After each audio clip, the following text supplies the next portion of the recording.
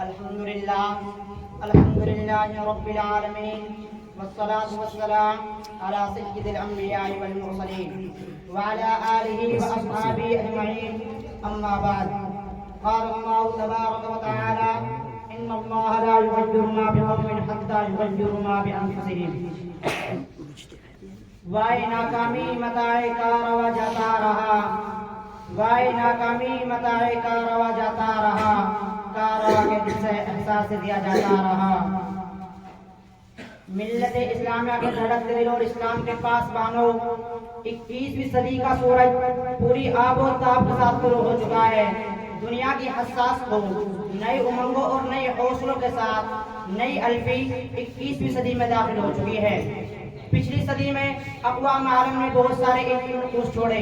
ترقی و کامیابی کی بے شمار سرحدوں کو دور کیا یہ ترقیاں سائنسی میدان میں بھی تھی اور تہذیبی محاذ پر بھی یہ کامیابیاں انفرادی زندگی میں بھی ظاہر ہوئی اور اجتماعی زندگی میں بھی لیکن عالم اسلام اور مسلم تہذیبوں کا اس 20ویں صدی پر کیا اثر رہا انہوں نے کیا نقوش چھوڑے تاریخ کے پرانے اوراق پلٹ دیے تو اس پر مسلم تہذیب کا سراب کچھ دھندلے سے نظر آتے ہیں اس کی چمک اور دمک ماند پڑی ہوئی دکھائی دیتی ہے حضرات اسلام اور اسلامی تہذیب جس نے صدیوں تک انسانیت کی رہنمائی کی اولاد آدم کو جہالت کی تاریکی سے نکال کر انسان ہونے کا شرف بخشا دنیا کو امن و شانتی کا درس دیا زندگی گزارنے کے اصول و ضوابط بتائے حکومت و سیاست کے قانون سے روشناس کرایا اور ساری دنیا پر اپنا اثر نفوذ قائم کیا وہ بھی ایسے وقت میں اور ایسے دور میں جب انسانیت چیخ رہی تھی کرا رہی تھی در در کی ٹھوکریں کھا رہی تھی ہر طرف آگ و خون کا منظر تھا اور ہر طرف اخلاق و انسانیت کی رسوائی تھی فاران کی چوٹی سے شروع ہونے والی اس اسلامی تہذیب کا پرچم پوری قوت کے ساتھ 19ویں صدی تک لہراتا رہا اور تمام عالم پر اپنی گہری چھاپ چھوڑ گیا لیکن افسوس صد افسوس کہ 19ویں صدی کے اختتام اور 20ویں صدی میں اس کے عظمت و ارتقاء کی رفتار رک گئی اسلامی تہذیب کے روشن چراغ کی لومت ہی پڑ گئی زمانہ اسے ہوا دینے لگا آفتاب عظمت ایسا کہنا گیا کہ وہ پچھلی صدی میں محض تاریخ بن کر رہ گئی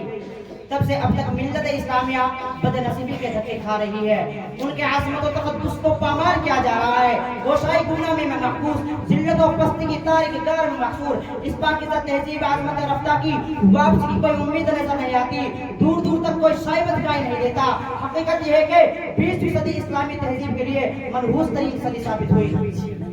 جس طرف دیکھیے اسلامی تہذیب لوٹتی ہوئی نظر آتی ہے جدھر نظر دوڑائیے اسلام کو مٹا دینے اور صفائی ہستی سے ختم کر دینے کی سازش چل رہی ہے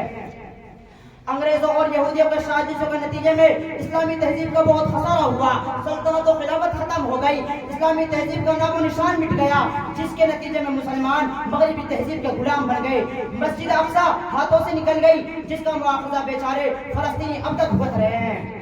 دشمنان اسلام کے ریشہ دوانیوں کی وجہ سے اسلامی ممالک میں اب سکون ریزہ ہوئی حرم مقدس میں پھوکے چھیٹے پڑے عراق اور ایران کی لڑائی ہوئی عراق پر یورپی ممالک کے حملے ہوئے برما کروشیا روسیا چچینیا افغانستان اور دیگر اسلامی ممالک میں اسلام کے چاہنے والوں کو تحقیق کیا گیا سامعین کرام آپ دوسرے ملکوں کو چھوڑیے اپنے ملک برصغیر ہندوستان پر غور کیجئے تو معلوم ہوگا کہ مغلوں کی 800 سالہ حکومت کا اختتام ہوا پھر تقسیم ملک کا تکلیف سے حادثہ پیش آیا اور صدی کے آخر میں برہمن وادی ہندو راشٹر بنانے کے منصوبے پر بابری مسجد منہدم کر دی اور اس کے ملبے پر رام مندر کی تعمیر کر دی افضل العلوم کے چمکتے دمکتے ستاروں ذرا سوچو تو ایسے ہی آخر یہ سب کیوں کر ہوا کہاں سو گئے وہ اسلامی سپہ سالار جن کے نام سے سارا عالم دہلتا تھا کہاں کھو گئی ان کی ہمت و جوامردی کہاں تھک ہار کے بیٹھ گئے وہ اسی تہذیب کوک سے کبھی عمر فاروق خالد بن ولید طارق بن زیاد محمد بن قاسم حسین احمد مدنی اور شیخ الہند جیسے سپوت پیدا ہوا کرتے تھے